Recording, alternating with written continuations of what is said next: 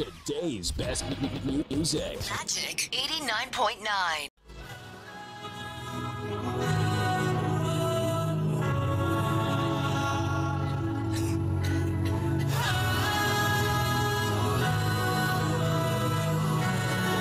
Today's best music, Magic 89.9. Red Kids, Pablo and Josue's song called Akala, and they're live here with us. Hey! What's up? Hello po sa inyong lahat. Wow. Thank you so much for joining us here. It's your first time. The leader of SB19 is here. And of course, Josue, singer-songwriter and producer. Hi, guys. Kamusta naman? It's nice to be here. Nice to I think this is our first time here. Yep. Yeah, it's our first time. Kamusta po sa lahat ng nanonood? Sobrang excited yung mga tao sa inyo, guys. As in, wow, bias daw nila nandito.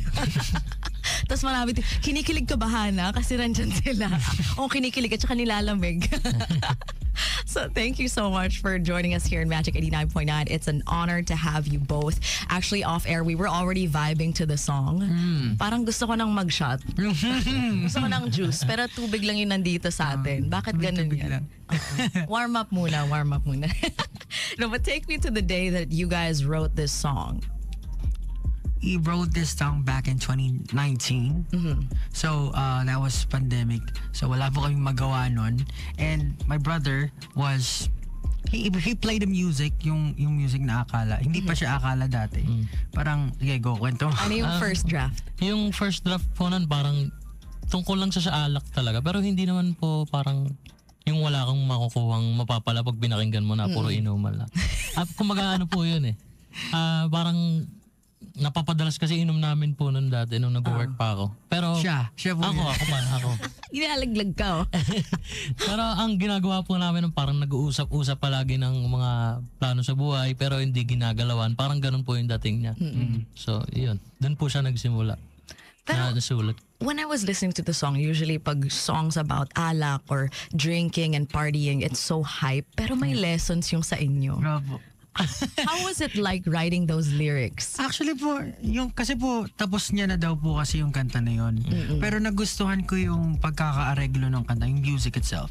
Parang, it spoke to me. Tapos sabi ko, baka pwede kong sulatan or i-tweak yung lyrics ng kanta. Pumayag naman po siya. Tapos doon po nabuo yung Akala. Kasi I'm not much of a drinker.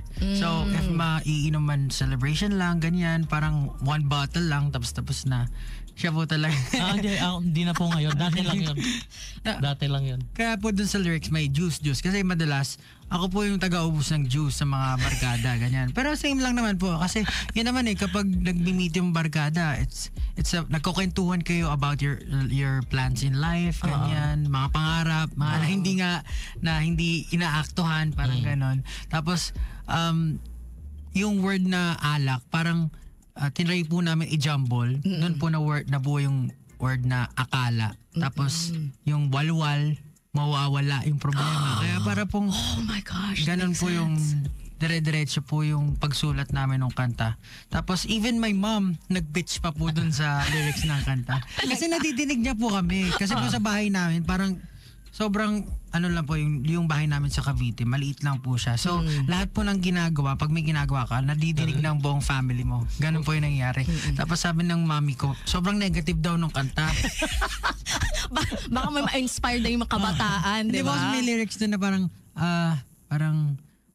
tingnan mo, patuloy ang pag-ikot ng mundo, kaya itagay mo, bukas babango rin naman tayo, pero di lang sa ngayon. Parang hindi niya gusto yung term na, pero di lang sa ngayon. Sabi niya, baka pwedeng palitan ng darating ang panahon para mas positive yung outlook no ano. So, sabi ko, it makes sense. Sa first verse, yun yung nilagay namin, pero para may development, yung nilagay namin yung suggestion ni Mama. So, nagustuhan ko naman siya and tama naman na dapat if yung positive yung gusto mong marinig or tumating sa mga audience mo.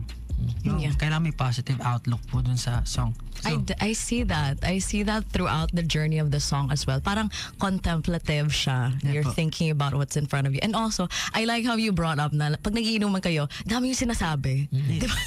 And sometimes it doesn't make sense. yeah. Di ba parang kwentong lasing lang talaga. So I wanted to ask, since we're on the topic here, what's your drink of choice? Or anong akala or alak nyo of choice? Ikaw? Ngayon po yung hard. Wala pa nga eh. Beer lang po kaya yung hard na rum. Ganun. Ram, oo. Ako naman po, medyo naging sophisticated yung panglasa ko na nasama ako sa mga team. Ang ngayon po, ang iniinom po namin wine. Pero po before, juice lang. Tapos eventually, parang minsan po, merong mga beer lang din po. Yung mga light lang po na beer. I think Kasi depends hindi ko on... kaya eh. Flavored. Madami na tayong trabaho ngayon, tsaka interview, dire-diretso, hindi na pwedeng sa bahay na lang. Tsaka po, mahilig kami magmotor. Kaya konti-konti lang palagi. Oo. Pagka meron po, dapat wag. Hindi Siyempre, all day wag. wag talaga. All or nothing, joke lang. So saan yung biyahe niyo when you motor places? Paibay po. Minsan Baguio, Batangas, Tagaytay, ganyan po. Pero dahil nga po busy, hindi naman po makapagmotor palagi. Madalas Cavite lang pag uuwi ng bahay. Pag-uwi ng bahay. Balik-balik Uwi lang na bahay. Mas masaya yung commute nyo kaysa sa amin, for sure. Merong nakaka-recognize sa inyo, like when you're Ay, on the meron bike. po. Opo. Sinisigawan kayo. Kasi alam niyo naman po na, di ba, syempre, traffic, ganyan, Yeah. syempre, stay ka. Minsan may nakakuha pa ng pictures, mga Grab driver, ganyan, na makikilala ka. Tapos yung mga nagde-deliver ng food. Tapos minsan yung mga nakasay sa jeep, picturean ka kasi nakikilala ka. Ang cute. May logo eh. May logo yung motor mo. Talaga. May branding naman pala eh. Hindi po, hindi. Hindi yun, yung Isa wala. Ayan, nakilala po. Pero okay lang naman, parang parte naman yun. Tsaka masaya mag-drive eh. Yeah. At saka mas mabilis kayo dadating sa destination, mas masaya pa. I like how in the entire song we're talking about how kind of it's a little bit dreamier than your usual production. Kasi dati, di ba, gento, determinado. Diba? Okay ba? Yeah. Pero iba talaga siya. Siguro Pero yung, iba siya. How did it come about? yung rap style po kasi, I think siya, tsaka ako parang medyo aggressive po yung parehas kami mag-rap. Tapos ito po yung kanta to, talagang parang kumakanta ka lang pero nag-rap ka din. So, ibang-iba rin po siya sa lahat ng mga na-release namin. Nakakatuwa lang kasi parang we get to explore and share yung thoughts namin pagdating sa alak. Parang magkaiba po kasi kami ng ways. Ako dati ayoko talagang umiinom eh. Pero nakita ko yung parang warmth na pag magkakasama kayo ng mga friends mo. Tapos serious things yung pinag-uusapan mo. Hindi basta-basta, parang nandun siya kasi parang nangangamusta kayo sa isa't isa, parang ganon. Tapos napag-uusapan niyo yung mga dreams nyo and how life is treating you right now. So parang nakakamusta niyo yung isa't isa. So dati, yung thinking ko sa alak, parang yan, alak-alak. Pero ngayon parang, okay, if someone is trying to reach out and asking for, let's drink. Yeah. Ako dyan, tara, punta tayo, usap tayo. Yun naman po yung thinking ko pagdating sa alak. Pero parang feeling ko ganyan din po siya. Ganun lang din po. Tuwing may okasyon lang. Ayun po, puro work na lang. Work. Kasi pag old school Pinoy, pag umiinom kayo, parang bulakbol, di ba? Yun yung parang Totoo yun. mindset. So I like the shift of we're doing it socially and it's like a bonding experience. Tapos mas masaya pag kumakanta rin. So may alak ba involved nung kinakanta to? Wala. Pandemic po yung walang Pandemic, mabilan. Pandemic pa po, bawal. Nakaban pala! As in, ano po yun, gitna ng pandemic. Wow! Opo, kasi nung time po na yan, talagang wala kang magagawa eh. So, yung music, yan po. Doon ko rin po nagawa yung song na Ikako ng SB19. So, parang magkasunod po sila. So, Naging productive kami ng ano. yun yung pinaka-productive niyo, Parang right? yun po yung nag-push. Wala kang choice eh. Can I just ask, are there any more songs during the pandemic that was written that can be potentially released in the future? I think, ikaw, may nagawa ka pa na. Pwede. Mostly po puro instrumental lang po yung ano. Kasi dun niya po yung nakita rin sa mga instrumental ko po na nagawa. Parang, meron ka bang ano dyan, mga instrumental dyan? Pag na-check niya po, yun. Pag nagugustuhan niya, sinusulatan niya rin po. Actually, nung yung first single ko rin po na La Luna, doon ko rin po nasimulan. Kasi po yung time na pandemic, parang doon kami nag-aral or doon namin din-develop yung skills namin in terms sa pagpa-produce po. So, nakapag-produce po ako. Hindi ko pa na-release yung iba, pero naalala ko na ngayon. Meron pala akong mga nagawa. Like, Actually, ako nag-aaral na ako nung college pa lang ako as in. Oh, college yun. Nag-aaral ka talaga. I mean, mag-produce. buti naman. Sa mag-produce po, parang ang gamit ko po nun yung laptop ni mama eh. Kinagaling sa work. Si mama pa talaga yung key. Siya talaga yung key ng success. Ano? How was it like producing and writing songs as brothers? Nag-aaway ba kayo? Or madali masyado kasi memorize niyo ng isa't isa? Hindi po Hindi eh. ko Parang, Never. parang pag verse mo, bahala ka dyan sa verse mo. Verse mo yan eh. Kanya-kanya. Opo, parang ganun po So, siya. pero pagdating po sa areglo, gano'n naman eh, parang bigay ng thoughts, ng input, ganyan. Pero ultimately, syempre, you have to agree on, sa pinaka magiging kalalabasan. And yung mga suggestions naman namin, parang nagugustuhan naman ng bawat isa. So, okay po. Tsaka kami parang, wala, ikaw, mas maalam ka dyan, hindi ikaw dyan. Ako, mas maalam dito. Ganun. You let each other shine. Ako. Tsaka parang, Siya po kasi, parang mas naging well-versed siya sa pagpaproduce. Kasi ako po, parang ever since na pumasok ako dun sa industry, parang naubos na yung time ko, doon na yung focus ko. Siya po parang may time siya to learn producing and all. Ako parang medyo humahabol pa lang, pero ayun po, ngayon, siya talaga yung mas maalam po. Mixing and mastering, ganyan po. and very creative in that sense. I'm excited for more music this year. Meron pa ba? I think there will be. I think nasabi ko, nabanggit ko na rin po na sabi ko, gusto ko mag-release, pero hindi dapat gusto lang eh. Magre-release ako. Yon! Magre-release ako ng album this year. Exciting. And ayun na, parang niya po nasabi ng mga fans na tagal na rin eh. Parang 5 taon na eh. 5 taon na ako na sa SB90, na sa industry. And then, syempre gusto ko naman din pumarinig nila yung mga kanta na mga thoughts ko or yung mga pinagdaanan ko sa buhay. Yun po. Thank you so much for sharing your art, both of you.